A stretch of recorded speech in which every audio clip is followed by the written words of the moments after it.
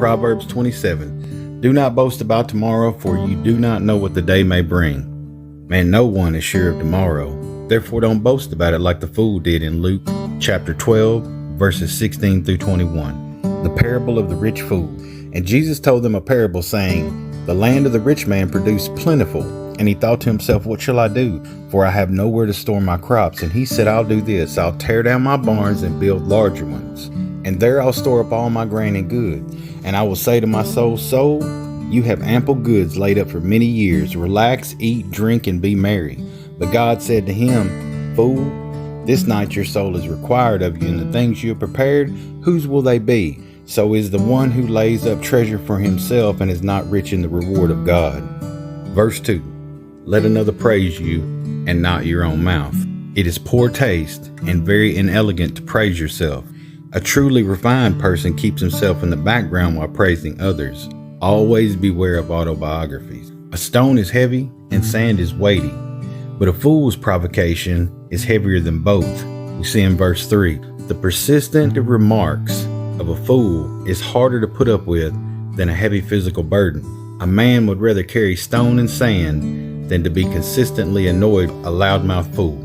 Verse 4, wrath is cruel and anger is overwhelming, but who can stand before jealousy? Wrath and anger are cruel and overwhelming, yet they are short-lived.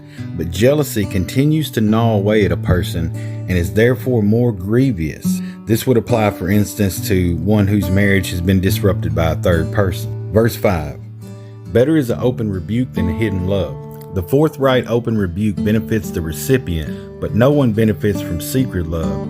That is, love that refuses to point out a person's failings or is never acknowledged to exist. Verse 6, faithful are the wounds of a friend, profuse are the kisses of an enemy. Most people don't want to be honest with you about their faults because they're afraid that you're going to turn against them. It's a true friend who's willing to risk the goodwill in order to help you by constructive criticism. Verse 7, one who is full loathes honey, but to one who is hungry, everything that is bitter is sweet. A man who is overfed loses his appreciation of the choicest sweet fruits. A hungry person is grateful for the slimmest pickings. This is true of the material possessions and spiritual privileges as well. Verse 8, like a bird that strays from his nest is a man who strays from his home. A man who wanders from his home is one who is discontent and restless. He has wanderlust. He is like a bird that strays from its nest, shirking responsibilities and failing to build anything solid and substantial for his family. Verse 9, oil and perfume make the heart glad, and the sweetness of a friend comes from his earnest counsel.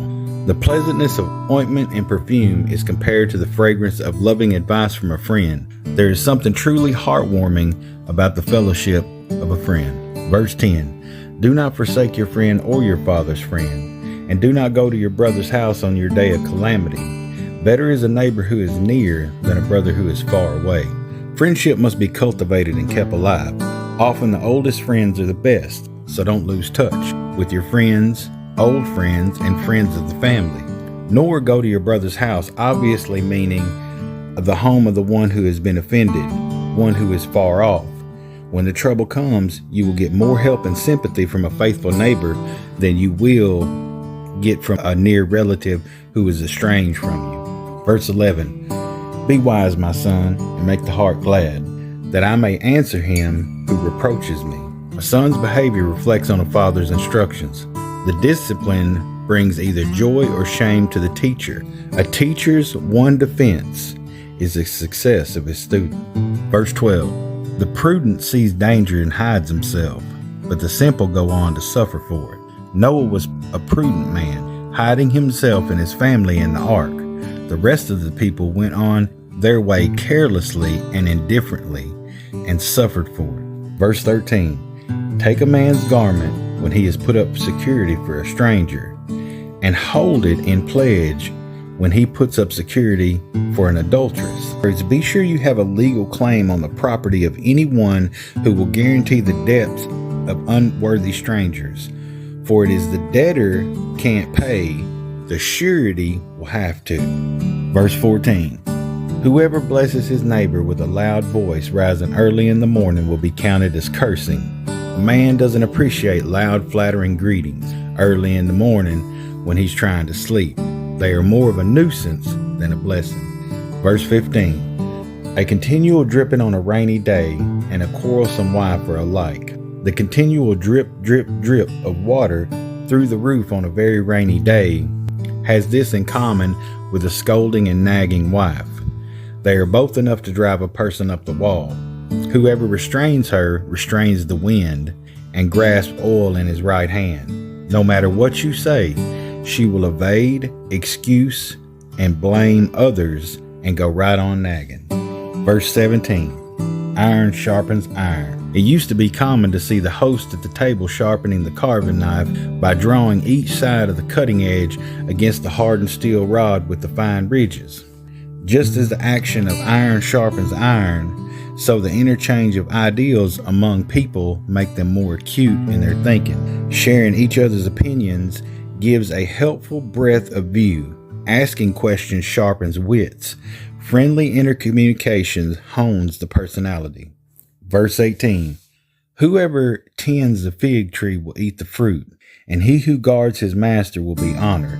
Whoever takes good care of a fig tree is rewarded with a good crop.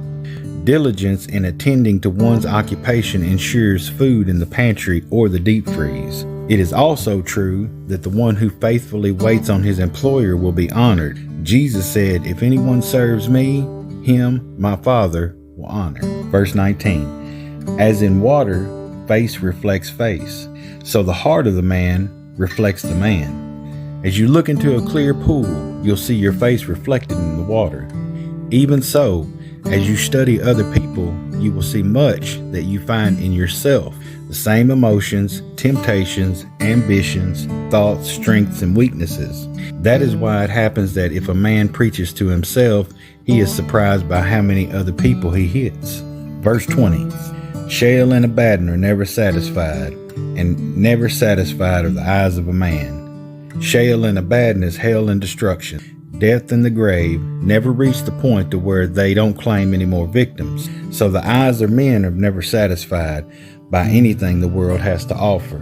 Tulsi tells of a farmer who had a lust for more and more land. Finally heard of cheap land among the Berkshires. He sold all the land he had, made the long journey to their territory, and arranged a deal with them. For 1,000 rubles, he could buy all the land he could walk around in one day. The next morning, he set out and walked far in one direction, and then he had many detours that included some extra areas of good soil. By the time he had made his last turn, he realized that he had gone too far. He ran as fast as he possibly could to get back to the starting point before sunset. Faster and faster he ran, and finally staggered across and fell at the starting line just at sunset. He lay there dead. They buried him in a small hole, all the land he needed. Fortunately, the craving of man's heart is fully satisfied in Christ. Verse 21. The crucible is for silver, and the furnace is for gold. As a refining pot or a crucible tests silver, and a furnace tests gold, so a man is tried by his praise. This may mean that a man is tested by how he reacts to praise. Does it go to his head and ruin him, or does he accept it calmly and humbly? Or it may mean that a man is tested by the things he praises. His standards or sense of values are a reflection of his character. Or again, it might mean, so let a man be to his praise.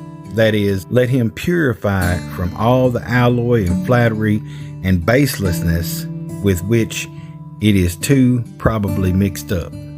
Verse 22. Crush a fool in mortar with a pestle, along with crushed grain, yet his folly will not depart from him. You have probably seen a mortar and a pestle on display at the drugstore. The mortar is the bowl-shaped object. The pestle is a short, thick rod with a globular end that is used for pounding and pulverizing things in the mortar. Even if you could put a fool in the mortar with wheat and pound both with the pestle, you wouldn't be able to separate the fool from his foolishness. In other words, you can't separate the wheat from the chaff, but folly is too much a part of the fool to take it away from him. Verse 23. Know well the condition of your flock, and attend to your herd, for riches do not last forever. And does a crown endure all generations? Verse 25, when the grass is gone and the new growth appears, the vegetation of the mountains is gathered. Verse 26, the lambs will provide your clothing, and the goats the price of the field. Verse 27, there will be enough goat's milk for your food, for the food of your household and the maintenance of your girls. This paragraph extols the virtues of agricultural life, but puts ample stress on the importance of the farmer's diligence. Unwearying and unceasing care must be exercised in tending to the flocks and the herds. Pastoral prosperity can only be maintained by consistent diligence. This applies with equal force to the shepherding of the sheep in the local churches.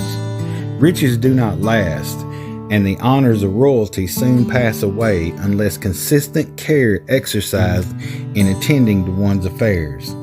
There is tremendous satisfaction for the farmer in seeing the crops appearing and the harvesting of vegetation from the hills. The lambs will provide wool for the clothing, and by selling goats, he can buy additional fields. There are plenty of food for his family. Chapter 27. Do not boast about tomorrow, for you do not know what a day may bring. Let another praise you, and not your own mouth, a stranger, and not your own lips. A stone is heavy, and sand is weighty, but a fool's provocation is heavier than both. Wrath is cruel, anger is overwhelming, but who can stand before jealousy? Better is open rebuke than hidden love. Faithful are the wounds of a friend, profuse are the kisses of an enemy. One who is full loathes honey, but to one who is hungry, everything bitter is sweet. Like a bird that strays from its nest is a man who strays from his home. Oil and perfume make the heart glad, and the sweetness of a friend comes from his earnest counsel. Do not forsake your friend and your father's friend, and do not go to your brother's house in the day of your calamity. Better is a neighbor who is near than a brother who is far away. Be wise, my son, and make my heart glad, that I may answer him who reproaches me. The prudent sees danger and hides himself, but the simple go on and suffer for it. Take a man's garment when he has put up security for a stranger, and hold it in pledge when he puts up security for an adulteress. Whoever blesses his neighbor with a loud voice, rising early in the morning, will be counted as cursing. A continual dripping on a rainy day and a quarrelsome wife are alike. To restrain her is to restrain the wind, or to grasp oil in one's right hand. Iron sharpens iron, and one man sharpens another. Whoever tends a fig tree will eat its fruit, and he who guards his master will be honored. As in water face reflects face, so the heart of man reflects the man. Sheol and Abaddon are never satisfied, and never satisfied are the eyes of man. The crucible is for silver, and the furnace is for gold, and a man is tested by his praise. Crush a fool in a mortar with a pestle along with crushed grain, yet his folly will not depart from him. Know well the condition of your flocks, and give attention to your herds, for riches do not last forever.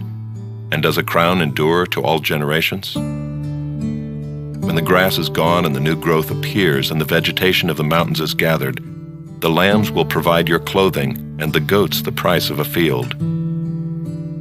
There will be enough goat's milk for your food, for the food of your household, and maintenance for your girls.